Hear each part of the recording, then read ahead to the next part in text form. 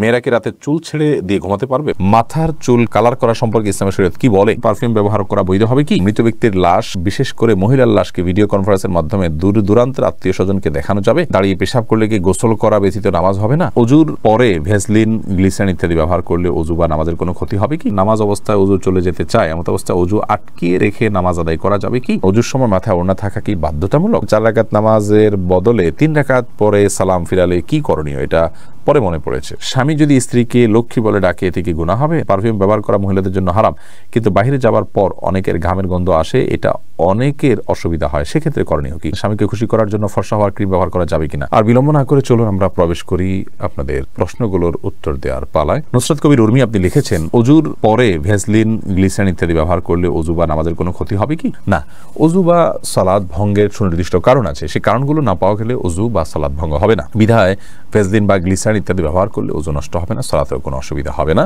কারণ এগুলোর ফলে অজু ভঙ্গের কোনো কারণ পাওয়া যায় না।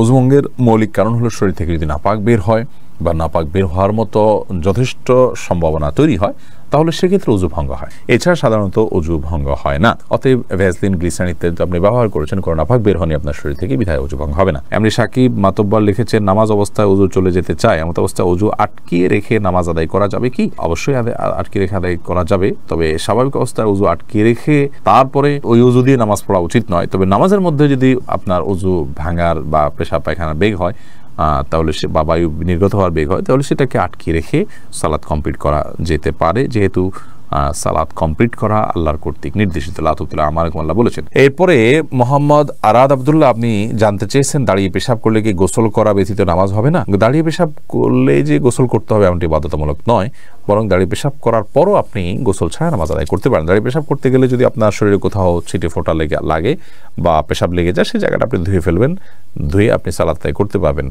আর দাঁড়িয়ে পেশাব করাটা অনুচিত, অনুত্তম, ভালো নয়, মাকরুহ কাজ। নবী করিম সাল্লাল্লাহু আলাইহি ওয়াসাল্লাম সচরাচর দাঁড়িয়ে পেশাব করতেন না। শাহিন আলম লিখেছেন, পারফিউম ব্যবহার করা বৈধ হবে কি? পারফিউম ব্যবহার করা বৈধ। পারফিউমে যে অ্যালকোহল আছে, সেই অ্যালকোহলের কারণে অনেক ওলামা ইকরাম নাজায়েজ বলেন, তবে অ্যালকোহল ছাড়া অনেক পারফিউম আছে, সেগুলো তো অবশ্যই জায়েজ হবে। আর অ্যালকোহল থাকলেও নাজায়েজ হবে যে সেটি নিশ্চিত নয়, অনেকের মতে নাজায়েজ হবে, অনেকের মতে জায়েজ হবে, কারণ অ্যালকোহল পান করা হারাম হলেও সেটি কাপড় চোপড়ে লাগলে যে নাপাক হয়ে যাবে ব্যাপারটা সেরকম নয়। এটা নিয়ে যথেষ্ট মতপার্থক্য আছে।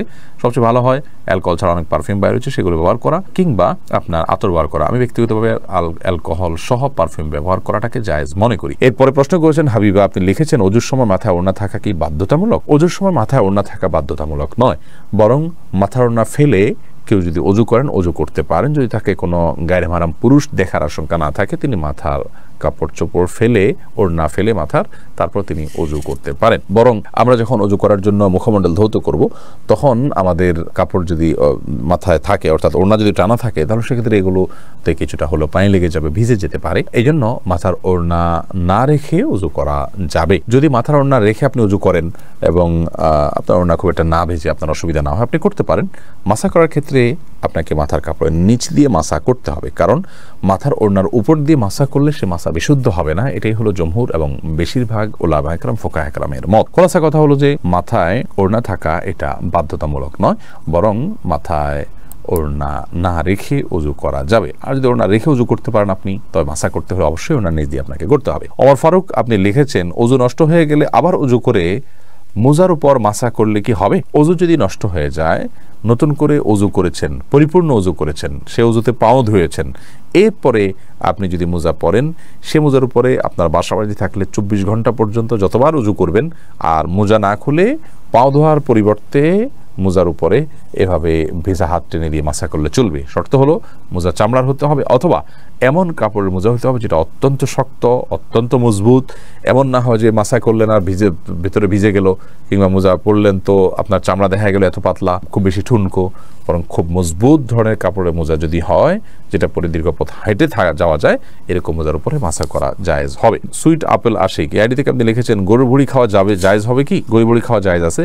আপনি যদি খেতে আপনার রুচিতে না করলে আপনি খাবেন না, এটা আপনার রুচির ব্যাপার, কিন্তু এটাকে পাক করে ধুয়ে পরিচ্ছন্ন করে আপনি খেতে পারেন, জায়েজ আছে। সুমন আহমেদ আপনি লিখেছেন, 4 রাকাত নামাজের বদলে 3 রাকাত পরে সালাম ফিরালে কি করণীয়? এটা পরে মনে পড়েছে। ফরজ নামাজ যদি 4 রাকাত যায় 3 রাকাত সালাম ফিরে ফেলেন, তৎক্ষণাৎ মনে পড়লে তো আরেক রাকাত পড়ে শেষে তাসাহুদুল নামাজ হয়ে যাবে। কিন্তু আপনি উঠে চলে গেছেন, অন্য কাজ করছেন, তারপরে মনে পড়েছে, তাহলে আবার আপনাকে সে সালাত আদায় করতে হবে। নাইমা সুলতানা আপনি লিখেছেন, ওযু করার পর সাবান ব্যবহার করলে ওযু হয় কিনা? ওযু হবে, কোনো অসুবিধা নেই। সাবানের ব্যবহার করলে ওযু ভঙ্গের কোনো কারণ হয় না। এরপর আশিক রহমান আপনি লিখেছেন, মৃত ব্যক্তির লাশ, বিশেষ করে মহিলার লাশকে ভিডিও কনফারেন্সের মাধ্যমে দূর দূরান্তের আত্মীয় স্বজনকে দেখানো যাবে? মৃত ব্যক্তির লাশ যদি নিজের কোনো আত্মীয় স্বজনকে দেখান দূরের, আর মৃত ব্যক্তি মহিলা হয়, যাকে দেখাচ্ছেন তিনি যদি তার মাহারাম হয়, তাহলে দেখালে গুনাহ হবে না। তবে সেটাকে ভিডিও করে রাখা, ছবি তুলে রাখা অবশ্যই অনুচিত কাজ। কারণ মৃত্যুর পর মানুষের আকৃতিতে অনেক সময় পরিবর্তন হয়, কিছুটা বিকৃতি ঘটে থাকে।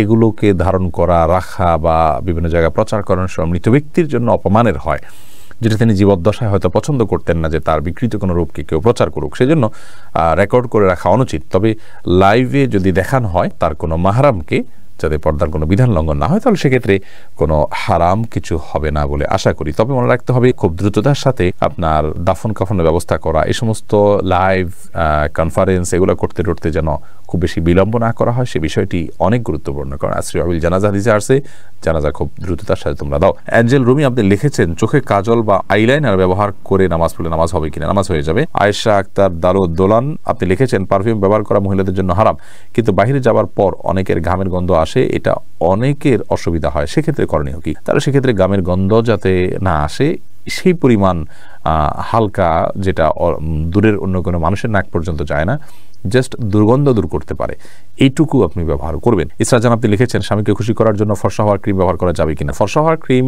সম্পর্কে আগে আমরা বলেছি, এটা থেকে আদতেই কি পরিপূর্ণ মানুষের রং চেঞ্জ হয়ে যায় কিনা? যদি পূর্ণ রং চেঞ্জ হয়ে মানুষের আকৃতি পরিবর্তন হয়ে যায়, তাহলে সেটা তো জায়েজ নয়। আর হালকা একটু ফর্সা দেখায়, এরকম যদি হয় তাহলে ঠিক করা যেতে পারে। দিলেরিয়া আরিফ আপনি লিখেছেন, স্বামী যদি স্ত্রীকে লক্ষ্মী বলে ডাকে, এতে কি গুনাহ হবে? না, এতে গুনাহ হবে না। তবে লক্ষ্মী এটা হিন্দুদের দেবতার নাম হওয়ার কারণে এইভাবে এটাতে না রেখে এটা বোঝায় এরকম অন্য কোনো কিছুতে ডাকা ভালো। তাছাড়া কারোর প্রতি ভালো লক্ষণ আছে, এসব গুলোর ভিত্তিতে অনেক সময় লক্ষ্মী বলা হয়। তো এই সমস্ত দৃষ্টিকোণ থেকে লক্ষ্মী বলা জায়েজ নয়। এমনিতেই আপনার আদর করে কেউ লক্ষ্মী বলে ফেললো, ওইরকম কোনো দৃষ্টিভঙ্গি তার নাই বা মাথায়ও তার সেটি নাই, তাহলে সেক্ষেত্রে তিনি গুনাহগার হবেন, ব্যাপারটি সেরকম নয়। তবে যে শব্দের ব্যবহার ভিন্নধর্মী মানুষরা বিভিন্ন বিশ্বাস থেকে করে থাকে, সেটার বিকল্প শব্দ থাকলে আমরা সেটি ব্যবহার করা অবশ্যই ভালো। এরপরে আব্দুল মা এই আইডি থেকে আপনি লিখেছেন, মাথার চুল কালার করা সম্পর্কে ইসলামের শরীয়ত কি বলে? মাথার চুল কালার করতে পারেন, বিশেষ করে সাদা যখন হয়ে যায়, তখন নবী করিম সাল্লাল্লাহু আলাইহি ওয়াসাল্লাম এর হাদিস অনুযায়ী এটাকে কালার করাটাই হলো উচিত এবং সুন্নাহ। তিনি বলেছেন, ইয়াহুদিরা সাদা চুল রাখে, তোমরা এটাকে কালার করবে, ওয়াজান্নিবুস সাওয়াদ, তবে তোমরা কালো কালার থেকে বিরত থাকবে। অতএব মেহেদি বা এই জাতীয় কোনো ন্যাচারাল কোনো কিছু যদি আপনি কালার করতে পারেন, সেটা সুন্নাহ। এরপরে আরফাতুন নাহার মুন্নি আপনি লিখেছেন, বংশের কেউ যদি সুসাইড করে মারা যায়, তার জন্য পরিবারের এবং বংশের অনেকে জাহান্নামে যাবে, কথাটা কি সত্য? আর যারা সুইসাইড করবে তারা কি কখনো জান্নাতে যেতে পারবে না? অবশ্যই পারবে, যদি আল্লাহ তাআলা তাদেরকে মাফ করেন। তবে সুইসাইড করাটা গুনাহ, কবিরা গুনাহ, অপরাধ কর্ম করতে করতে মারা গেলেন, এই বিষয়টি অত্যন্ত জঘন্য এবং গর্হিত। আল্লাহ তাআলা তাকে মাফ করতে পারেন। আর কেউ সুইসাইড করে মারা গেলে তার পরিবারে কেউ জান্নাতে যাবে না, সবাই জাহান্নামে যাবে, এটি একেবারেই অনর্থক কথা। কারণ আল্লাহ তাআলা কোরআন করে বলেছেন, ওয়াল্লা তাজিরু ওয়াজিরাতুন ভিজরা উখরা, একজনের পাপের বোঝা অন্যজন কখনো বহন করবে না, আল্লাহ তাআলা এটি কাউকে চাপিয়ে দেন না, বিধায় এই কথা সত্য নয়। এমডি কামরুজ্জামান রনি লিখেছেন, মেয়েরা কি রাতে চুল ছেড়ে দিয়ে ঘুমাতে পারবে? পারবে, কোনো অসুবিধা নেই।